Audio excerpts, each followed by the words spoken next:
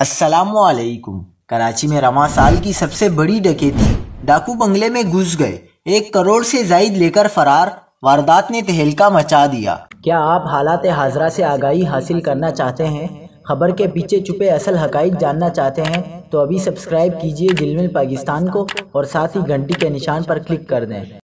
آپ کو بتاتے چلیں کہ کراچی میں 2023 کی سب سے بڑی ڈکیتی کی واردات ہوئی، جو کراچی کے ڈسٹرکٹ ایسٹ کے علاقے گلستان جوہر بلاک 1 میں قائم بنگلے میں ہوئی، جہاں 3 مسلح ڈاکوؤں نے داخل ہو کر اہل خانہ کو یرغمال بنایا اور بنگلے کی تلاشی کے دوران 1 کروڑ روپے سے زائد مالیت کا سامان لوٹ کر فرار ہو گئے۔ لوٹے گئے سامان میں 23,50,000 روپے نقدی، 3 لاکھ روپے کے سیونگ سرٹیفکیٹ، 2,500 امریکی ڈالرز اور 70 لاکھ روپے سے زائد مالیت کا 40 تولہ سونا، مساج کرنے والی مشین، دستی گڑیاں اور دیگر سامان شامل ہے۔ مقدمے کے مطابق مسلح ملزمان نے اہل خانہ کو یرغمال بنا کر 1 کروڑ روپے سے زائد مالیت کی ڈکیتی کی۔